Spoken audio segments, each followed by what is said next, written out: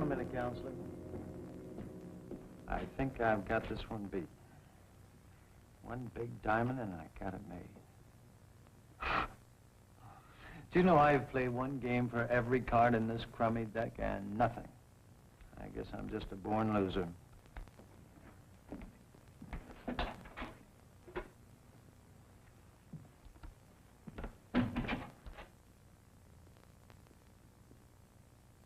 Have you seen Chris? No. Look, I know we agreed that you were going to call the shots from here on out, but I got to go into that courtroom tomorrow. It's just the hearing tomorrow, Lee. Well, they're going to be talking about whether I killed Ann or not, aren't they? They're going to decide whether I stand trial for murder.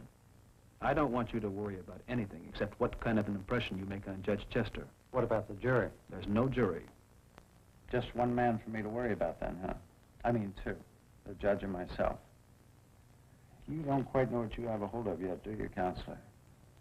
I mean, I just might be that sweet kiss of death. All I have to do is blow off at Fowler when he asks me questions that I don't like. And all you gain by getting Goldilocks Harrington off the hook is going to go right down the drain. I won't be putting you on the stand, Lee. Well, what kind of a case do we have if I don't get to tell my side of the story? We don't have to present a case. Fowler does. He has to convince the judge there's enough evidence to bring you to trial. I want to get on that stand. No. Look, I'm tired of being treated like some kind of a trained seal. If I put you up there, Fowler will chew you into little pieces. Maybe I don't have a college degree, but that doesn't mean I'm some kind of a dumb animal. The basement of Martin Payton's mansion, it's not much better than that shack that I have down by the wharf. You get some sleep. We'll talk in the morning. Now, wait a minute. Do you believe that I didn't kill your sister? Well, do you? I'm defending you. Are you? Or are you just going to make sure that I get sent up? You asked me to defend you, Lee. You begged me to defend you. Why? Because I'm the best lawyer around? That's a flattering idea, but I've got a better one. You knew if I took your case, everybody in town, including the judge, would think you're innocent. I know what's going on in your mind, and I am going to be at that defense table. Now, are you asking that second why? Why did I go on with it? And do you want me to quit? Would that make you feel easier?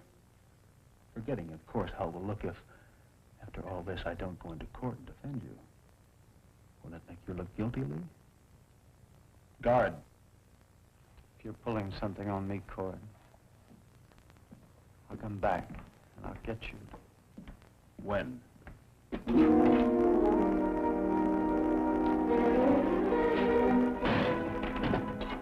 How and when?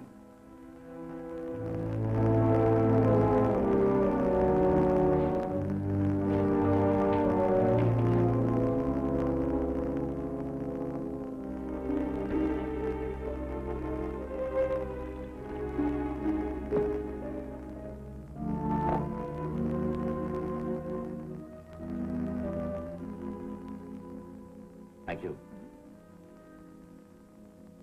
I've missed you, Betty. I was surprised you called me. I was surprised that Stephen let you come. Oh, Oh, didn't you tell him where you were going? of course I told him. And did he tell you to find out exactly what I was after?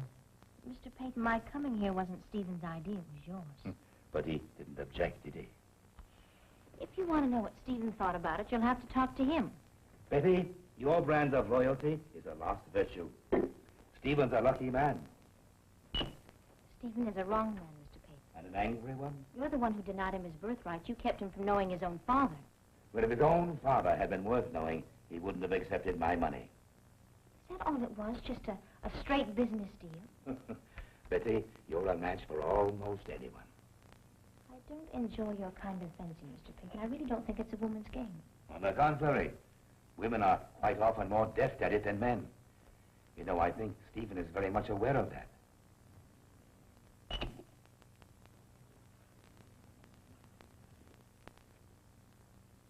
Why did you call me? Because Rodney wouldn't. I don't understand. I asked him to talk to you. Why?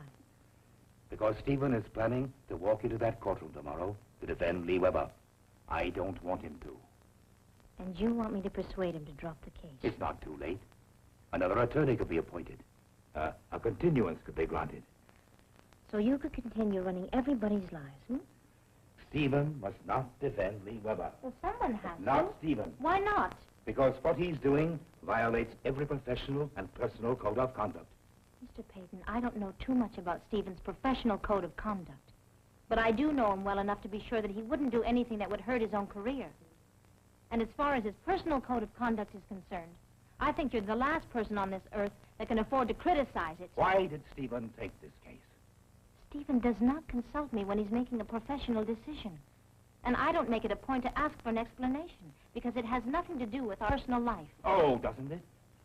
What did you think when Stephen told you that he'd agreed to defend the man accused of murdering his own sister? Didn't that affect your personal life? Don't you think that what Stephen intends to do in that courtroom tomorrow will affect your personal life? I don't know what Stephen intends to do in that courtroom. I'll get you another brandy. Of course you don't. You never discuss his professional life with him. You have no idea what his tactics will be. Mr. Peyton. Betty, what will happen in that courtroom tomorrow, you know as well as I do. Stephen will make that courtroom into a midway of the first order. And his main attraction will be his own mother. He's going to put her on the stand. If he calls her, he'll have good reason. There's only one reason for what he's doing. He wants to bring his personal vendetta with Hannah and me out into the public arena. Now, if you refuse to stop him, Betty, it can only end in one way. Total destruction. Not only for me and for Hannah, but for all of us. For Stephen most of all. Stop him, Betty. Stop him now. Stop him before it's too late.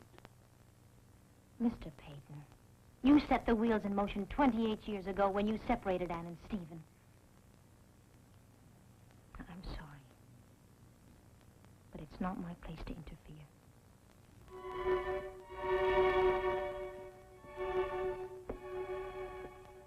I wonder what your place will be when Stephen's through.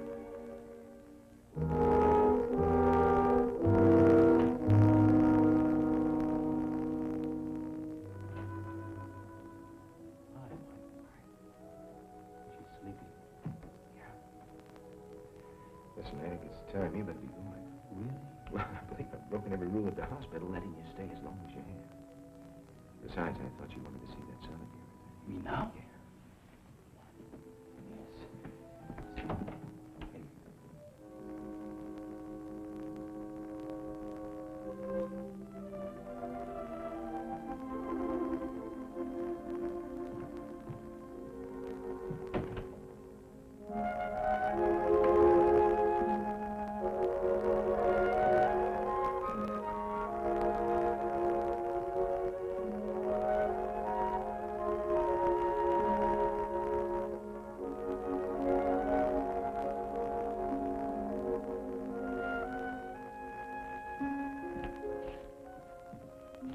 Mike, which one?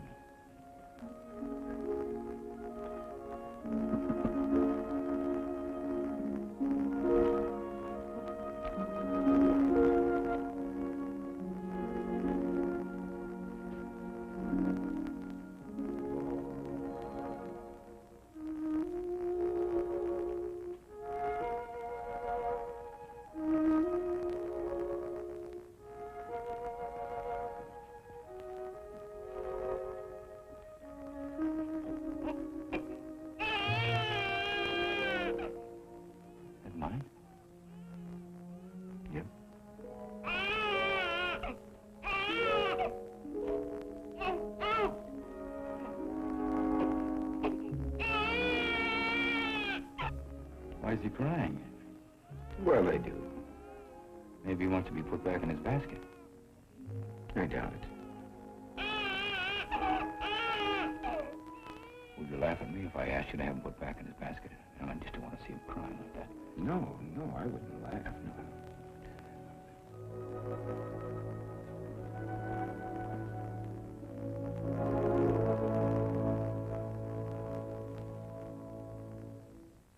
Preview from the continuing story of Peyton Place. You want to know if I would be a good witness for the prosecution? you wouldn't mind strengthening your case against Lee by having his own brother testify against him. Oh, congratulations, Elliot. Thank you. It's wonderful, Thank Elliot. you very much. You've maneuvered Stephen for 28 years. You'll manage him this time. You'll have to.